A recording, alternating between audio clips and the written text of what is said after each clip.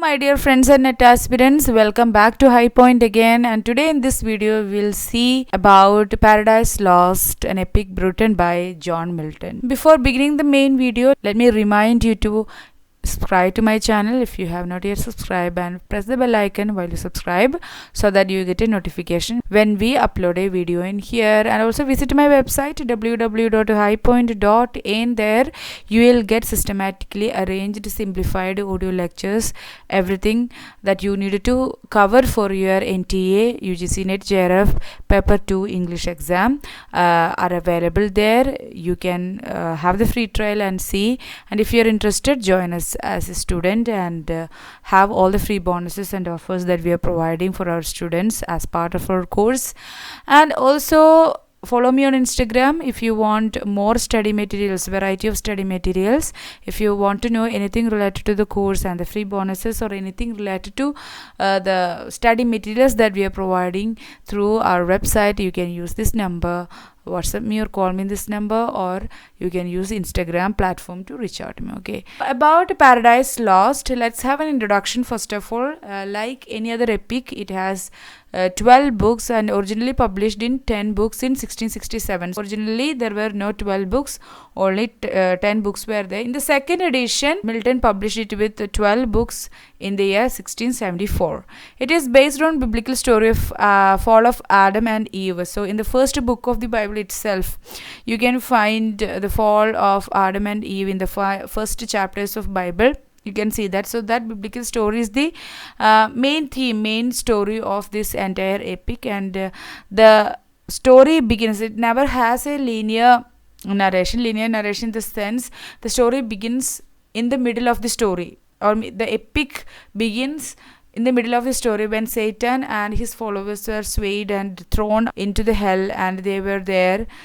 Satan and his followers, they were waking up and they were thinking about their situation, and they are planning to take revenge to men by seducing men, God's latest creation. So from that point the epic begins, but the story goes forward and backward in the coming books. Okay, so the story begins in hell, do remember that, where Satan and his followers are planning to take revenge, seducing men, God's latest creation. So Satan was informed that God has created a fine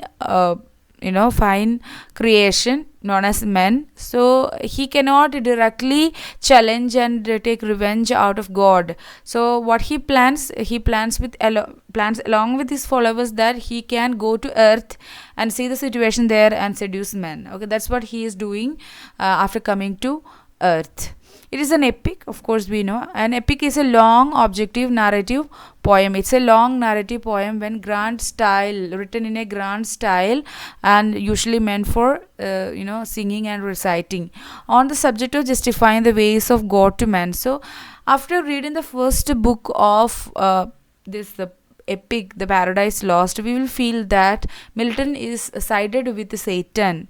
He is describing Satan in such a way that he is sided with Satan. But he says that, in his own words, he says that the subject of this particular epic is justifying the ways of God to man, and also narrates the story of fall of Adam and Eve. Now, C.L. Wren in the History of English Language says, Milton was probably the last great English poet who wrote with the deliberate aim of being read aloud. Okay, so this was a quotation from C.L. Wren's The History of the English Language, in which he is saying about Paradise Lost. So he is the last great English poet who wrote with the deliberate aim of being read aloud.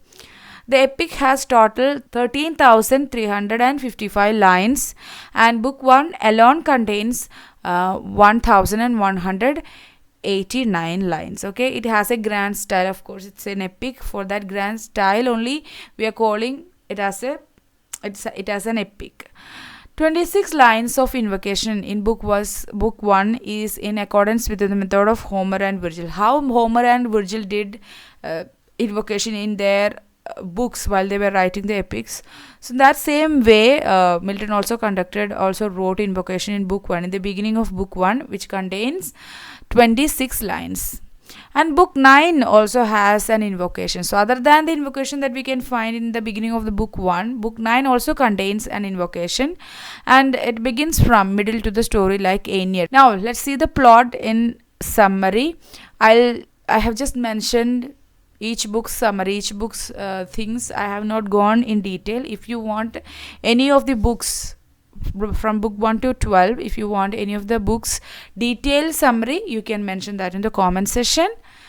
Book 1 begins within the middle of the story. Satan and his followers were defeated by God and hustled to the burning sulfur of hell. So in hell, sulfur is burning, and Satan and followers were defeated by God and hustled to the burning sulfur of hell. And once Satan and his followers were there, they were unconscious, and they started to wake up, and after seeing the situation, they started to build their parliament named Pandemonium, and plans to renew war against God.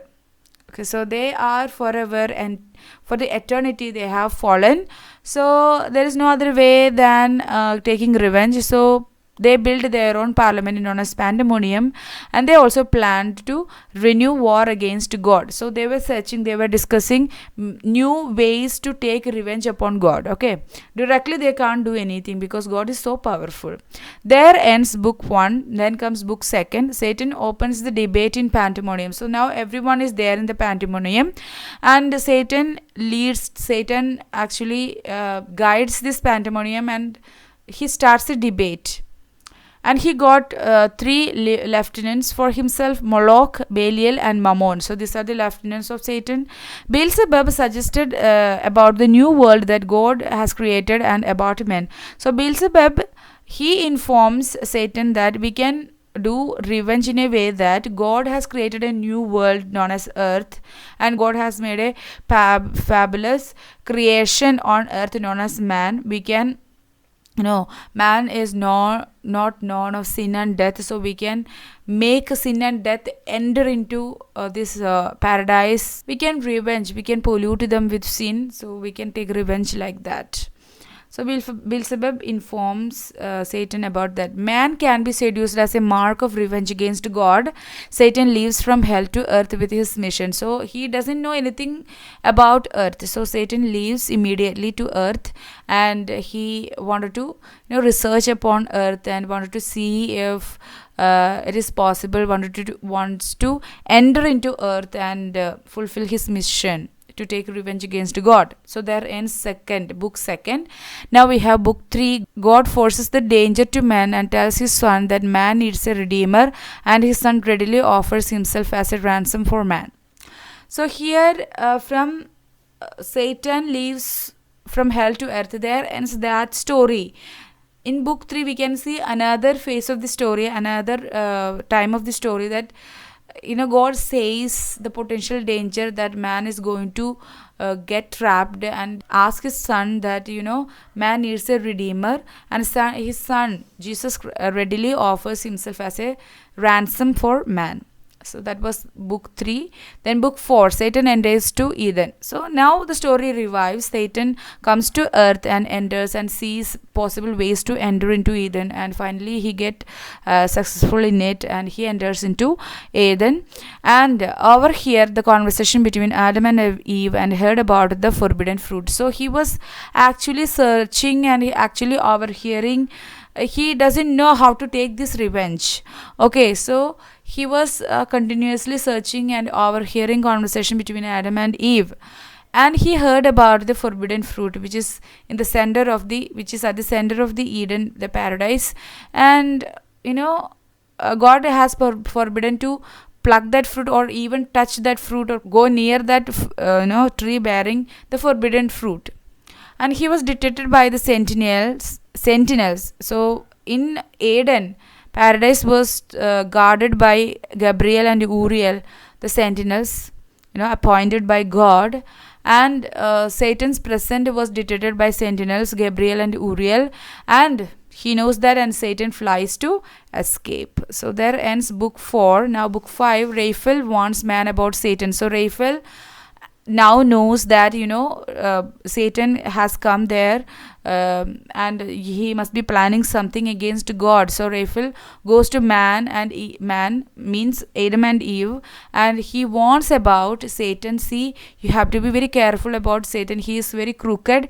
He'll come in any other shape, in any other way, in any other time. So you have to be very vigilant about Satan. Do not fall into his traps. Okay, that's what basically Raphael was warning man about Satan. 5 ends there, and book 6, Raphael tells the story of Satan. So after hearing about Satan, Eve and Adam, both of them, they were curious about Satan. So Raphael tells the story of Satan. So what happened? Satan, before he was thrown into the hell, before he and his followers thrown into the hell, he was an archangel like Raphael and all. He was an archangel, and how he became a fallen angel. That's the story of book 6. And again Raphael warns man about Satan. Now, book 7. Book 7 contains the creation of the new world and Adam and Eve. Okay. So, book 7, in many question papers, I have seen asking this: in which book of Paradise Lost you can see the creation of new world, Adam and Eve. So, it is book 7. Now, book 8. Adam asked about the heavenly bodies to Raphael and about forbidden tree. So Adam is again curious, and he asks Raphael about the heavenly bodies, the celestial planets and the celestial things, and about the forbidden tree. And Raphael warns him that you should not ask about things that are forbidden for you. Okay, there is no need that you know all these things. Okay, you be here and you are a blessed creation, so be happy with that. And Raphael warns again to man. Now, book 9. Book 9, despite all the warnings, they fail and so fall. So, Satan has his own ways to do things, his own ways to carry out his missions. So, he comes in the guise of a snake and seduces. Even, he made a trap for Eve, and she rightly fell into that trap. And even though, despite of all these warnings, they fail and so fall. Now, book 10, God punishes them. So, God detected this failure made by man, and God punishes them. Saturn returns to hell to celebrate his success. So, once, Eve and Adam ate that forbidden fruit, he returned to hell to celebrate his success. Sin and death came to earth. Adam and Eve repent. So, what they have done, they have eaten forbidden fruit, and Adam and Eve repent. And book 11, Son asks for mercy on behalf of man. So Jesus asked for mercy on behalf of man. Michael was sent to man to show their future redemption. So they were away from all the hopes. Adam and Eve, they have no hopes now. They cannot come near or come in front of God because they were shy. And Michael was sent to man to show their future redemption so that they can have some hope. They be so obedient, and now from that moment onwards, they have to live their life on their own. So without any hope, they cannot further live, right? So Michael comes and shows their future redemption. Now, book 12, Michael traces the history of Israel after the flood till the coming of Christ and progress of Christianity. So, he again traces the history of Israel after the flood till the coming of Christ, and again progress of Christianity is also narrated by Michael. Okay, there ends book 12. So, these are the books 1 to 12 and the brief summary of each book. If you want detailed summary, let me know in the comment section. Now let's see some points related to Miltonic simile. Milton's language is allusive, detailed and evocative language of similes. So allusive means many allusions we can see inside Milton's works, especially in Milton language is very allusive, and it is detailed as well as evocative. Functions of extended similes. So we can see many number of extended similes in his works, especially in this epic. What is the function of extended similes? It is to keep the readers relaxed and to enlighten them on the subject, and which thereby astonishes them. So in why Milton is using extended similes? To keep the readers relaxed and to give more information and enlighten them on the subject, whatever he is saying. And in a way, this extended similes will astonish them once they get enlightened about the subject that Milton is discussing. The passage assumes the grandeur of a poem within a poem. So the also passage assumes the grandeur of a poem within a poem. So each passage in this entire poem, it's a single poem. Okay, so it's like poem within a larger poem. Now, Miltonic Cosmos. Paradise Lost describes the travel of Satan. Mainly, it is discussing about the travel of Satan that he made from hell to earth.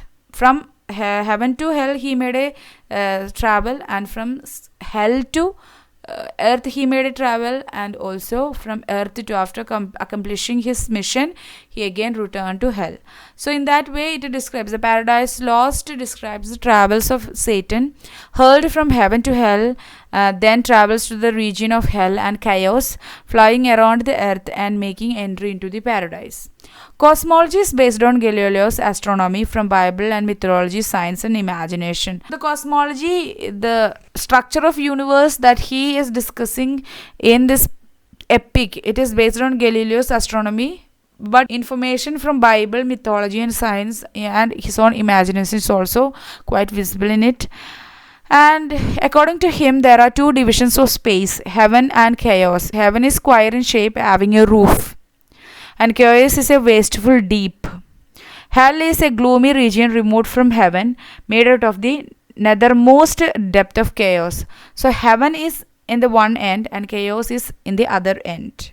And heaven, it is square in shape, having a roof, and hell is a region, gloomy region. It is quite away from heaven, and it is made up of the nethermost, made out of the nethermost depth of chaos. Now, New World hung like a pendant tied by a golden staircase from the floor of heaven, the opening of which was made by God while thrusting out Satan and his followers. So while God was thrusting Satan and his followers out of heaven to hell, the chaos, there created a hole.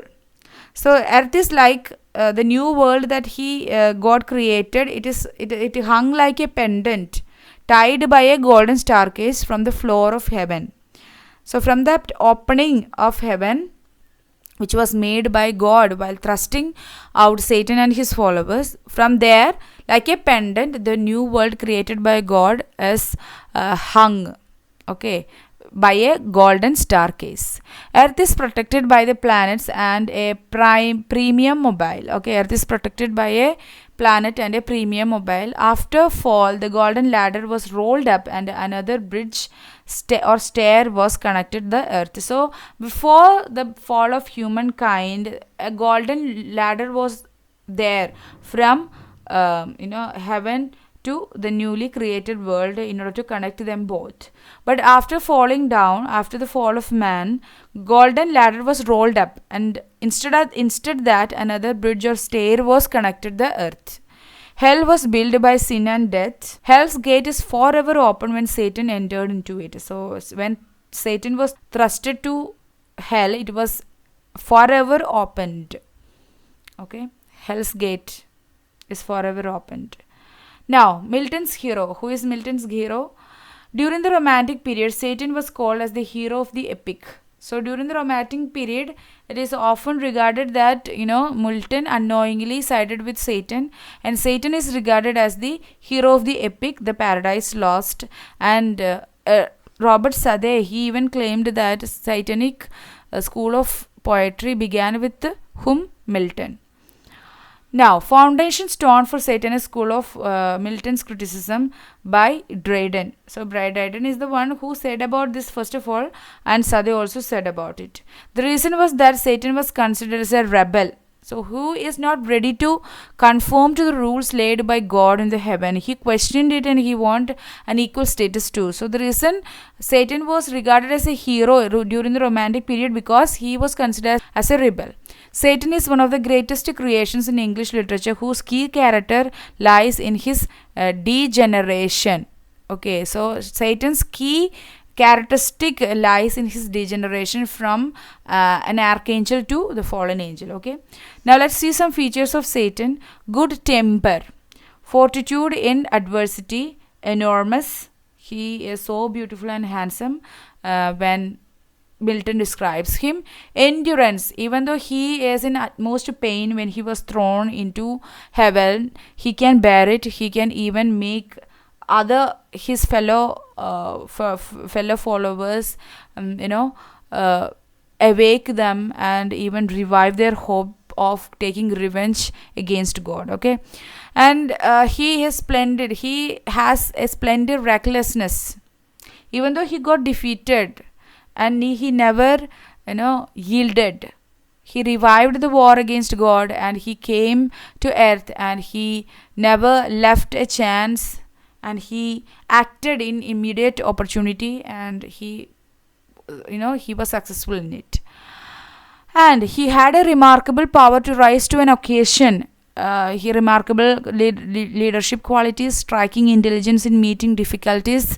He is a sadist. Then close observer of things, love of beauty. So when he entered into the paradise, he was struck by seeing the beauty, the beauty of paradise, how God has created so delicately the entire new world for man to live. Then indomitable will, revenge, and immortal hate that he has. So these are some of the features of Satan. Now the character of Adam and Eve first appears in book 4. So when the book begins, Adam and Eve cannot be seen, but only in book 4. So this is another important point. When Adam and Eve make their first appearance in the entire Paradise Lost in book 4, remember that. Like a disciplined soldier doing his duties. So he is so adamant, he is so planned about his duties, and he is so disciplined. So like a soldier, he is doing his duties.